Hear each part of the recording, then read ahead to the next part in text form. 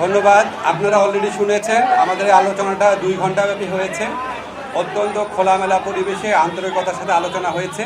ওনারা মন খুলে কথা বলেছেন, আমরা কিছু কিছু বিষয়ে উত্তর দিয়েছি। আমরা একটা পরস্পরকে বোঝার চেষ্টা করেছি। ওনারা যেমন কিছু বিষয়ে কথা বলেছেন যে আমাদের অন্তর্বর্তীকালীন সরকারের কিছু কিছু সিদ্ধান্ত নেওয়া হয়েছে যেটা বিএনপির প্রতিকূলে গেছে। আমরা আবার উদাহরণ দিয়েছি যে অনেক সিদ্ধান্ত আছে যেটা বিএনপির অনুকূলে গেছে। তারপর ওনারা বলেছেন যে রাজনৈতিক হয়রানিমূলক মামলা প্রত্যাহারে বিলম্ব হচ্ছে।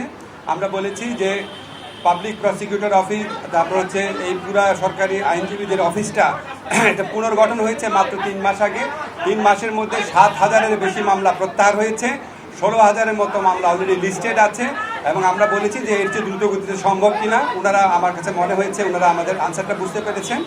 ওনারা বলেছেন যে ফ্যাসিস্ট শেখ হাসিনার যে গণহত্যা ছিল সেই গণহত্যার বিচারে বিলম্ব হচ্ছে।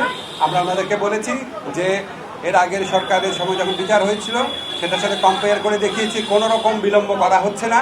ওনারা আরেকটা ট্রাইব্যুনাল গঠন করার কথা বলেছেন। আমরা বলেছি আমরা এই লক্ষ্যে কাজ করছি, অচিরে এটা হয়ে যাবে। ওনারা বলেছেন যে বিএনপি বাংলাদেশে গত 15 বছর যাবৎ নিরবচ্ছিন্নভাবে নির্যাতিত হয়েছে। অবশ্যই আমরা সেটার প্রতি আমরা শ্রদ্ধাবোধ দেখিয়েছি এবং এটা অবশ্যই ওনারা কারেক্টলি বলেছেন। ওনারা বলেছেন যে ওনারা যে দলের যে সংস্কার ভাবনা যেটা এটা বহু পুরানা, ওনারা সবসময় সংস্কারপন্থী দল, আমরা এটা এগ্রি করেছি। অবশ্যই বিএনপি সবসময় সংস্কারের কথা বলেছে। সবচেয়ে বড় কথা, বিএনপি আমাদের এই বিভিন্ন যে সংস্কারের জন্য গঠিত বিভিন্ন কমিশন আছে, বিশেষ করে ঐক্যমত্য কমিশনের যে প্রস্তাবাবলী আছে সেটা ক্ষেত্রে বিএনপি অত্যন্ত পজিটিভ এবং ইতিবাচক একটা রেসপন্স দেখিয়েছে। তারা বলেছে যে তারা এই 2-3 দিনের মধ্যে ঐক্যমত কমিশনের সাথে মিটিংয়ে বসছে এবং অধিকাংশ সংস্কার প্রস্তাবের সাথে তারা ঐক্যমত পোষণ করে এবং জুলাই চার্টার খুব দ্রুত প্রণীত হয়ে যাবে, এটা তারাও আমাদেরকে আশ্বাস দিয়েছে। আমাদের কাছে মনে হয়েছে বিএনপি সংস্কারের ব্যাপারে অত্যন্ত আন্তরিক। একটা ব্যাপার নিয়ে একটুখানি আপনার ভিন্ন মত হতে পারে, সেটা হচ্ছে ওনারা যেটা বলেছেন সত্যি, যে ওনারা বলেছেন যে ডিসেম্বরের মধ্যে ইলেকশন হলে ভালো হয়। এবং আমরা এখানে বলেছি এবং ওনারা বলেছেন যে এরকম আমাদের কথাবার্তার মধ্যে কিছু অস্পষ্টতা থাকে, কেউ কেউ আমাদের সরকারের কোনো কোনো উপদেষ্টা অন্যরকম কথা বলেন। আমরা একটা ক্যাটাগরিক্যালি বলেছি যে যেটাই বলুক না কেন, আমাদের প্রধান উপদেষ্টা জাতির উদ্দেশ্যে দেওয়া ভাষণে বারবার যেটা রিপিট করেছেন সেটাই দলের অবস্থান। সেখান থেকে অন্য কেউ যদি বেফাস কথা বা অন্যরকম নিজস্ব বিবেচনা প্রসূত কথা বলেন সেটাতে তারা যেন বিভ্রান্ত না হন। আমাদের প্রধান উপদেষ্টা ডক্টর মোহাম্মদ ইউনূস উনি প্রথম থেকেই বলেছেন ডিসেম্বর থেকে জুন। আজকে আলোচনায় আমরা কয়েকটা বিষয় স্পষ্ট করেছি, সেটা আপনাদের বলি। একটা হচ্ছে ডিসেম্বর থেকে জুন মানে যে আমরা ইচ্ছা করে দেরি করে করে মে বা জুন মাসে ইলেকশন করবো সেটা না। ডিসেম্বর থেকে জুন মানে হচ্ছে ডিসেম্বর থেকে জুনের মধ্যে যত তাড়াতাড়ি সম্ভব।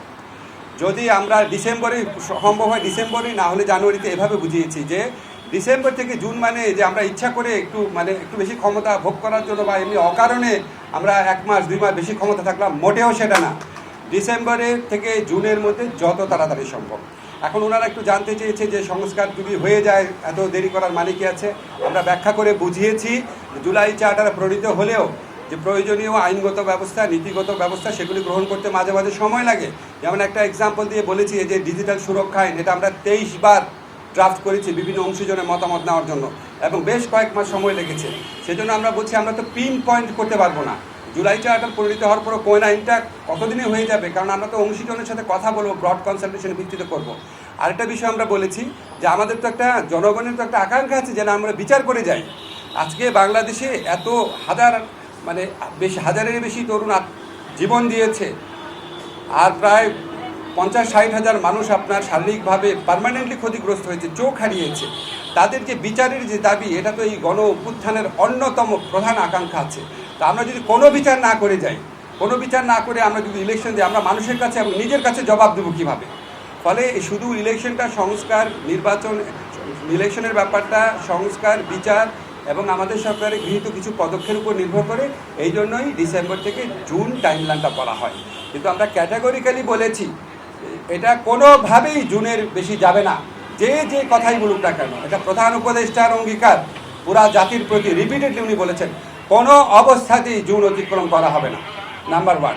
নাম্বার 2 হচ্ছে ডিসেম্বর থেকে জুন মানে হচ্ছে ডিসেম্বর থেকেই জুন, বাট এর মধ্যে যত তাড়াতাড়ি সম্ভব অযথা কালক্ষেপণের বিন্দুমাত্র চেষ্টা আমাদের মধ্যে থাকবে না। নাম্বার 3 হচ্ছে যতটা সম্ভব সংস্কার আমরা করে যেতে চাই।